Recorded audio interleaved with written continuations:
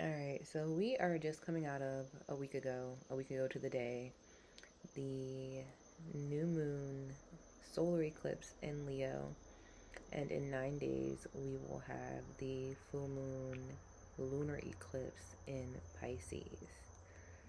So, the few days following the last eclipse, specifically the 24 to 48 hour window after that eclipse in Leo, there was this partially successful attempt at distorting the energy, transferring the energy, switching the energy.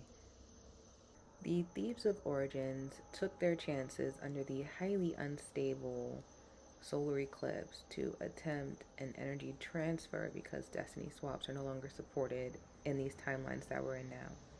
And it was only partially successful because many of us had recognized that the energy that we were feeling following that eclipse was not genuinely of us. There was a dense, agitated energy that was sprung forth out of nowhere for no apparent reason. And for many of us, we immediately recognized, oh, this is not mine.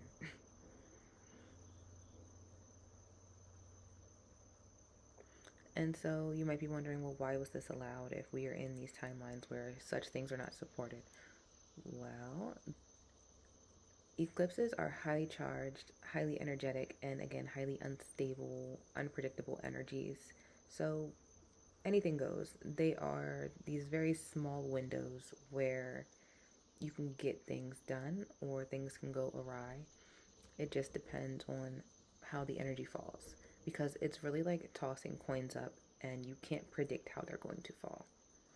So it's almost as though they tossed the energy up and when it landed around you, it orbited you, but it did not integrate, it did not bind into place. And that's partially because you recognized it wasn't yours, so you didn't accept it, but also that's why it was not a successful attempt because it never entered your field. It just orbited around you. So that irritation you were picking up, you knew it wasn't of you and you knew it wasn't yours, which is why it had to go back to where it came from. Between the ignoring of the distractions that were present following the eclipse for about 3 days, so the day of the eclipse, and then about 2 days after that, which is when they were needing that energy to solidify in place, and they're going to do this again under the next eclipse.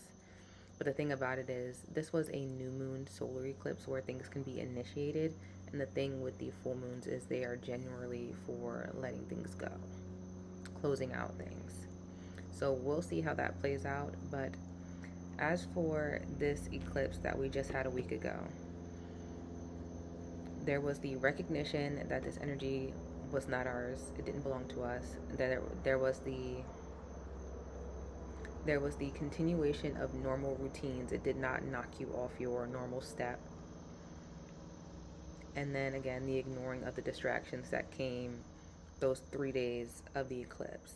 The energy had to seek its own level, like water. So when you're up here and it's trying to enter your field, eventually it's just so dense it has to sink back to where it came from. And so it did. It had to return to its source.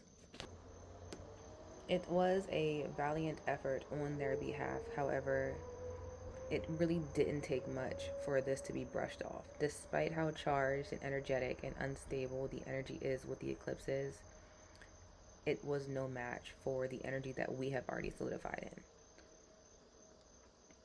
It was an enormous waste of effort.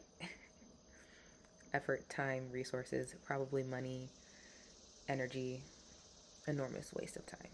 And you know, for the light beings, for the anchors of the realm, for the architects of the realm, our energy is one of the most valuable assets in this realm.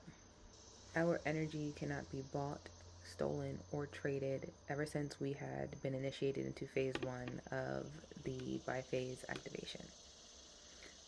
And I genuinely do have thoughts about around like 2019-ish, right before COVID, what was happening in the energy was there was an actual switch. I'm not even going to get into that today.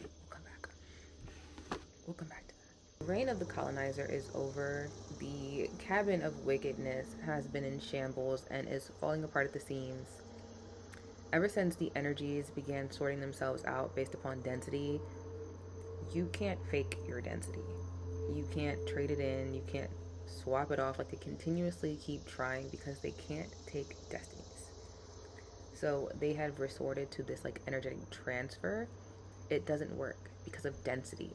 It's like we're all floating in water. These people have anchors attached to them, and then we have flotation devices. It doesn't matter what they do, it just doesn't work. Understand the energetic cost of the things that they keep attempting to do, but I also understand that they are going down swinging. They're not going down without a fight. Even though it's over, they will not go down without the rest of the fight in them.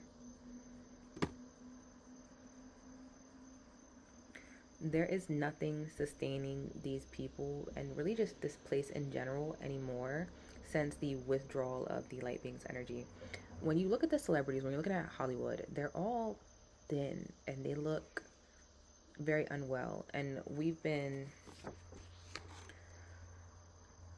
it's been said that it's foreshadowing like the famines and whatnot to come. And yes, of course, that's what they want to put in front of us. But also it's because they don't have supply anymore. They don't have supply. So it's almost like the thing that we are led to believe it's one thing, but really it's something else that's buried under what we're allowed to see.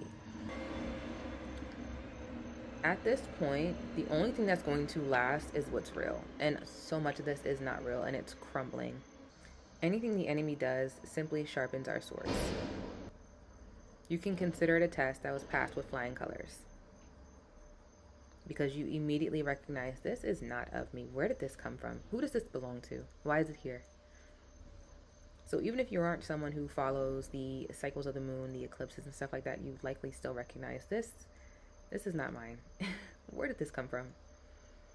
And just that recognition alone prevented it from integrating or even stepping into your field. It orbited, but it could not step in. And because it could not step in, it could not attach, it could not bind. It just floated around you. So the things that were likely experienced, again, in that like 48-hour, 72 window of the eclipse in the 2 days following, were agitation, confusion, irritation. That was a really big one, was random waves of irritation that had no cause. If you were someone who bled with that moon, it was probably much worse for you, although I can't account for that because I did not bleed with that moon. And all of these feelings were feelings that are not natural to your everyday life, especially not without causation.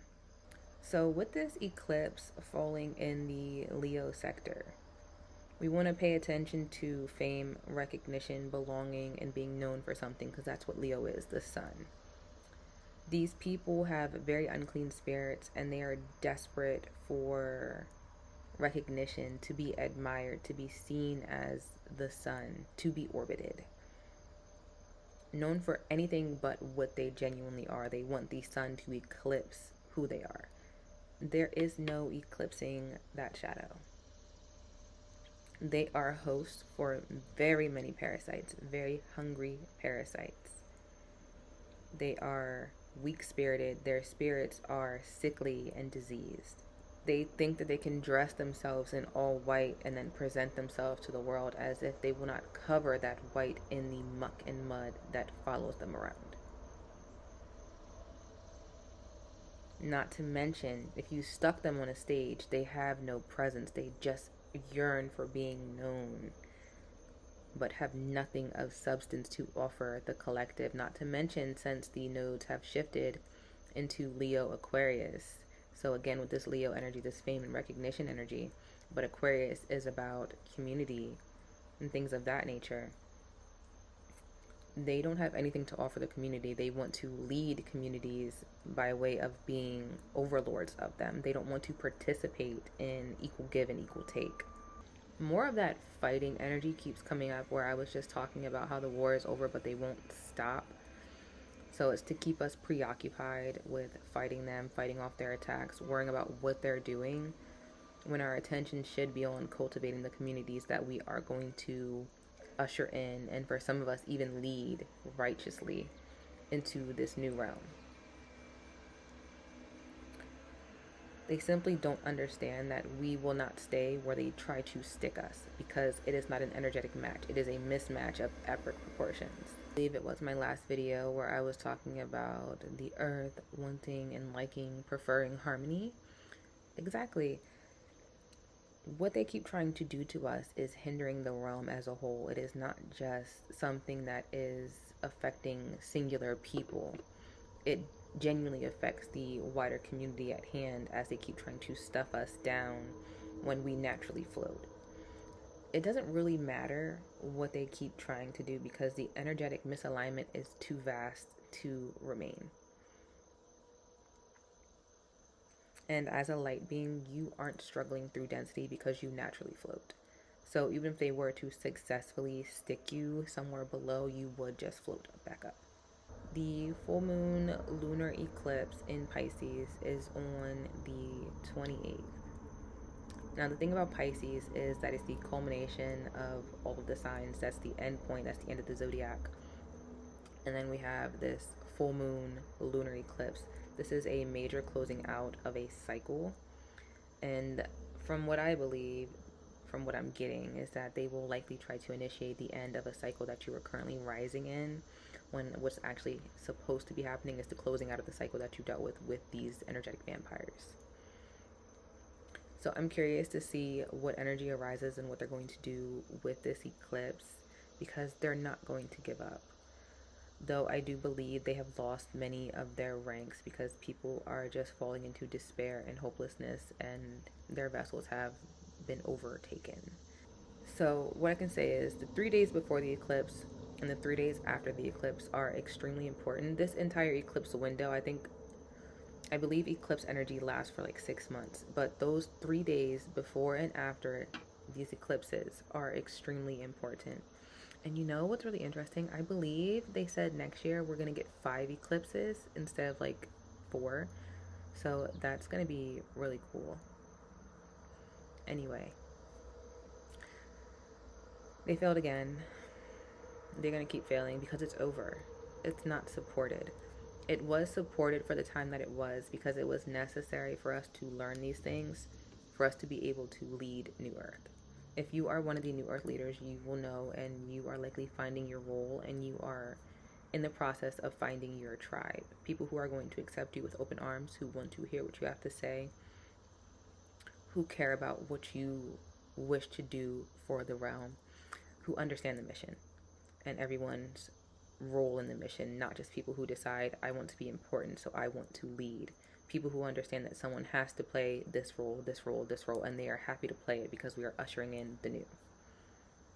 And that's another thing the parasite doesn't understand. The parasite has nothing to offer but wants to lead, just for the sake of being recognized as the leader.